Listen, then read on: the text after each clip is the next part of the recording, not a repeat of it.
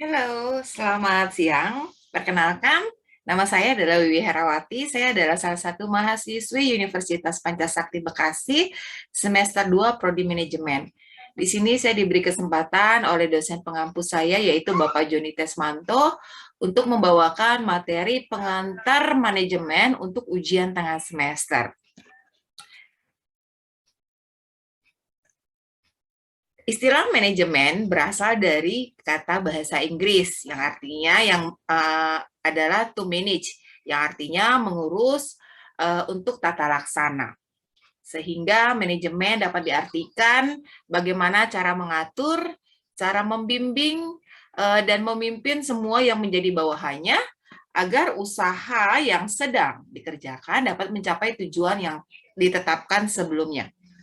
Sedangkan pengertian umumnya, manajemen adalah proses terencana untuk mengorganisasi, mengarahkan, serta mengawasi kegiatan untuk mencapai tujuan secara efisiensi dan efektif. Jadi manajemen merupakan ilmu dan seni di mana terdapat 4 fungsi utama dalam manajemen, yaitu perencanaan atau planning, lalu yang kedua ada pengorganisasian atau organizing, yaitu selanjutnya ada pengarahan aquating, dan terakhir adalah pengawasan controlling. Selain penjelasan tentang apa yang dimaksud dengan pengantar manajemen, terdapat juga lingkungan sebagai ruang lingkup kegiatan organisasi, lalu ada mengelola tentang tanggung jawab sosial dari perusahaan, manfaat tanggung jawab sosial dalam manajemen, lalu ada dimensi etika dalam manajemen, nilai personal sebagai standar etika manajemen, isu tentang seputar etika dalam manajemen, seperti yang akan kita bahas selanjutnya. Yang pertama adalah ruang sebagai ruang lingkup lingkungan kegiatan organisasi, di mana lingkungan sebagai ruang lingkup kegiatan organisasi sebagai bagian dari lingkungan masyarakat, di mana organisasi bisnis perlu memiliki tanggung jawab bahwa kegiatan yang dilakukan membawa ke arah perbaikan lingkungan masyarakat pada umumnya. Bukan sebaliknya, organisasi bisnis perlu menyadari bahwa dirinya memiliki apa yang perlu atau memiliki apa yang dinamakan dengan tanggung jawab sosial. Tanggung jawab sosial ini dapat berupa tanggung jawab terhadap kebersihan dan kesehatan lingkungan, keadaan ekonomi masyarakat pada umumnya, partisipasi perusahaan dalam pembangunan lingkungan, dan sebagainya.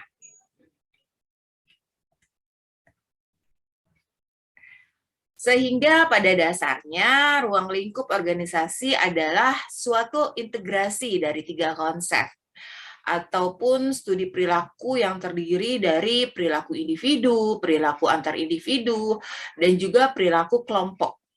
Jadi dalam suatu lingkungan perusahaan, manajemen sumber daya manusia bukanlah hal yang baru. Jadi pada era globalisasi saat ini, teknologi yang semakin canggih dan persaingan pun semakin meningkat dalam dunia usaha. Setiap perusahaan mempunyai tujuan yang ingin dicapai dalam menjalankan aktivitas organisasinya, di mana tujuan perusahaan tentu akan berdampak pada kemajuan suatu organisasinya, serta mampu untuk menghadapi persaingan-persaingan dengan organisasi lain. Selanjutnya adalah mengelola tanggung jawab sosial dari perusahaan, di mana ini adalah cara menerapkan tanggung jawab sosial atau corporate social responsibility bagi sebuah perusahaan. Dan ini adalah hal yang sangat penting, di mana lewat tanggung jawab sosial ini, perusahaan berusaha memberikan dampak positif pada sekitar. Lalu tanggung jawab sosial perusahaan atau yang kita bisa sebut corporate social responsibility atau CSR merupakan bentuk kepedulian perusahaan terhadap masyarakat agar perusahaan tidak hanya beroperasi untuk kepentingan para pemegang saham atau biasa kita sebut dengan stakeholder, tetapi juga untuk kemakmuran pihak stakeholder dalam praktek bisnis yang para pekerja, konsumen, komunitas lokal, lembaga swadaya masyarakat, dan lingkungan tentunya. Lalu yang ketiga adalah pelaksanaan kegiatan CSR. sesuai dengan konsep triple bottom line menurut John Elkington pada tahun 1997 yang tidak hanya berfokus terhadap pelestarian lingkungan atau planet, tetapi juga bertanggung jawab terhadap masyarakat atau people dan pemenuhan perekonomian atau profit. Nah, di sini bisa kita simpulkan di mana tanggung jawab sosial perusahaan atau disebut dengan CSR merupakan kontribusi perusahaan terhadap sebuah pembangunan berkelanjutan dengan cara memanajemen dampak yang ditimbulkan dari segala aktivitas perusahaan. Nah, yang memiliki berbagai tanggung jawab terhadap seluruh pemangku kepentingan yang diantaranya adalah konsumen dan lingkungan dalam segala aspek operasi perusahaan yang meliputi 3 aspek, yaitu ekonomi, sosial, dan lingkungan. Nah, tanggung jawab sosial perusahaan ini sangat berhubungan erat dengan pembangunan berkelanjutan, di mana suatu perusahaan dalam melaksanakan aktivitas harus berdasarkan keputusan yang tidak semata berdasarkan dampaknya dalam aspek ekonomi. Misalnya, tingkat keuntungan, melainkan juga harus menimbang dalam dampak sosial dan lingkungan yang timbul dari keputusan yang diambil, serta baik untuk jangka pendek maupun jangka yang sangat panjang. Selanjutnya adalah manfaat tanggung jawab sosial dalam manajemen, di mana menurut para ahli Buangaran Antonius, manfaat CSR itu adalah bagi perusahaan dan manajemen secara umum dapat menjalankan tanggung jawab sosialnya perusahaan, juga dapat mengimplementasikan melalui 3 hal, yaitu keuntungan atau profit, masyarakat people, lingkungan atau planet. Sedangkan menurut para ahli Imam Sheroji, selain mendapat manfaat dari perusahaan dan manajemen dengan menerapkan CSR, dapat mendatangkan manfaat yang positif bagi masyarakat dan pemerintah, atau ada 4 strategi tanggung jawab sosial menurut Kretner atau para ahli. Antara lain adalah reaktif, yang kedua adalah defensif, yang tiga adalah akomodatif, dan yang keempat adalah proaktif. Di mana reaktif ini adalah sifat yang cenderung menolak atau menghindarkan diri dari tanggung jawab sosial. Sedangkan defensif itu pengertiannya adalah cenderung membela diri dalam menghindari tanggung jawab sosial. Lalu yang ketiga adalah akomodatif, di mana akomodatif itu adalah melakukan tanggung jawab sosial untuk menghindari tekanan dari masyarakat. Lalu yang keempat adalah proaktif, di mana ini adalah dalam mengambil inisiatif atau dalam mengambil tanggung jawab sosial akan membentuk model industri yang bertanggung jawab di bidang sosial itu sendiri. Selanjutnya adalah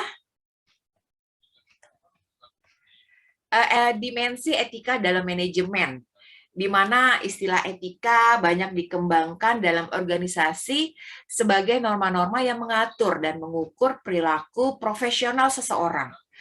Kita mengenal saat ini banyak sekali dikembangkan etika yang berkaitan dengan profesi, yang disebut dengan etika profesi, seperti etika kedokteran, etika hukum, etika jurnalistik, etika guru, dan masih banyak lagi.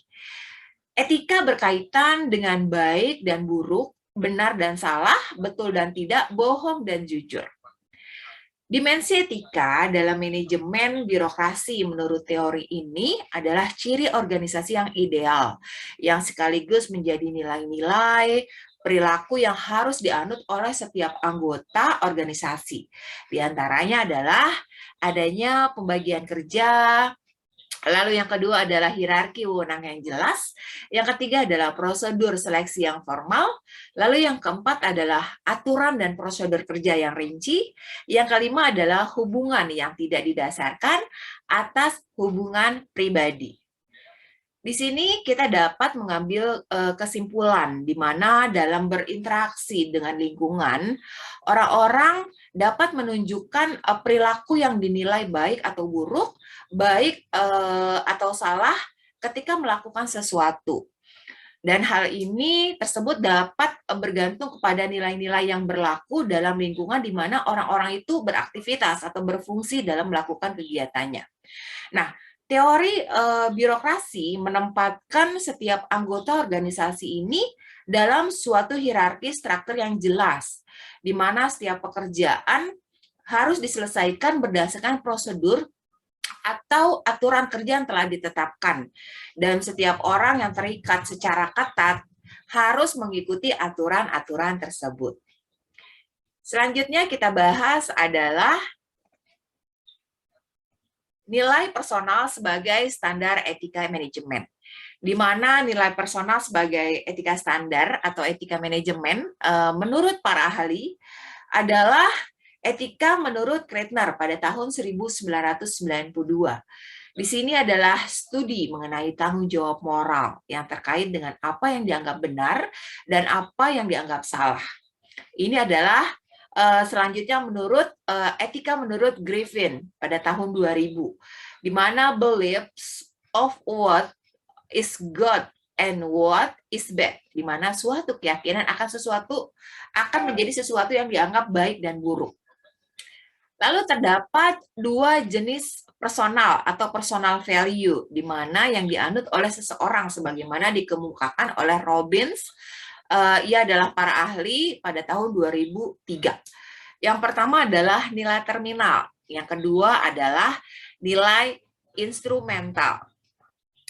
Di mana nilai terminal ini adalah suatu keadaan akhir nilai yang diharapkan dengan tujuan orang yang ingin dicapai selama hidupnya. Atau bisa kita kiasan adalah nilai yang diharapkan seseorang untuk mencapai tujuan selama hidupnya. Lalu yang kedua adalah nilai instrumental, di mana ini adalah cara berperilaku yang disukai atau sebagai sarana bagi seseorang untuk mencapai sebuah terminal value. Di sini kita bisa dapat simpulkan di mana ada beberapa konflik nilai yang terdapat dalam perusahaan atau organisasi, di mana ada konflik intrapersonal, ada konflik individu organisasi, dan ada juga konflik antar budaya, di mana yang masing-masing pada umumnya terjadi pada individu karena memiliki pandangan atau cara berpikir yang berbeda.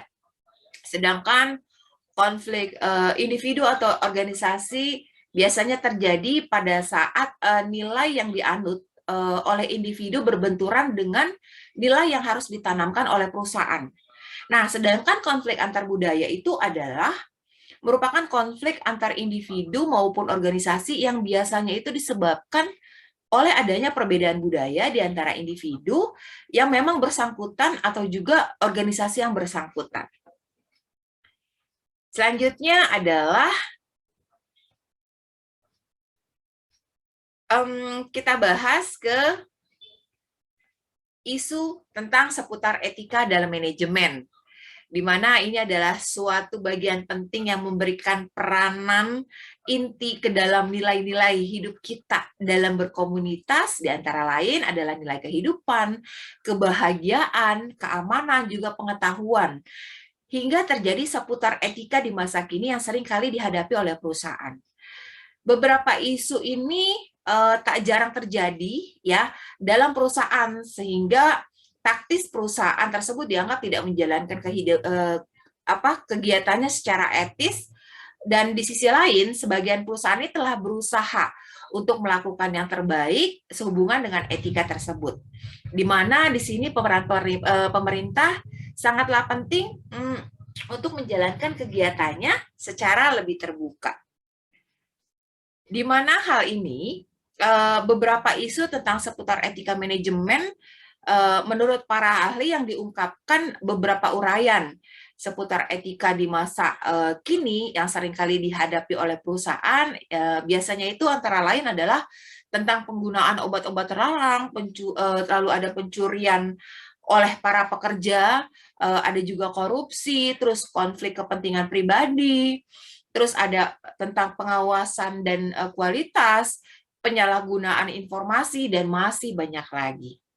Nah, untuk yang terakhir, di sini saya dapat memberi kesimpulan dari materi yang saya bawakan, di mana lingkungan sebagai ruang lingkup kegiatan organisasi, sebagai bagian dari lingkungan masyarakat, maka organisasi bisnis sangat perlu memiliki tanggung jawab bahwa kegiatan yang dilakukan membawa ke arah perbaikan lingkungan masyarakat pada umumnya, bukan sebaliknya.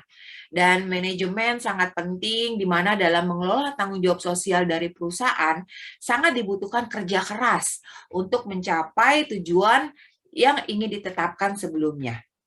Lalu organisasi bisnis juga perlu menyadari bahwa dirinya memiliki apa yang dinamakan dengan tanggung jawab sosial. Tanggung jawab sosial ini dapat berupa tanggung jawab terhadap kebersihan, kesehatan lingkungan, lalu keadaan ekonomi masyarakat pada umumnya.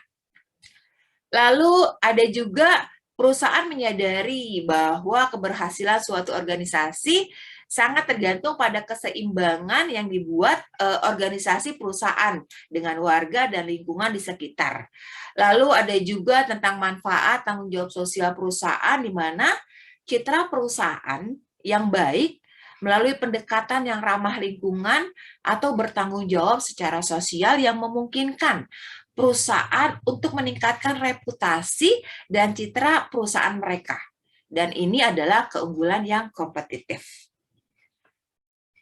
Oke, terima kasih presentasi saya pada hari ini. Semoga bermanfaat. Mohon maaf jika ada kekurangan. Di sini juga saya masih belajar. Sampai ketemu lagi di lain kesempatan. Wassalamualaikum warahmatullahi wabarakatuh.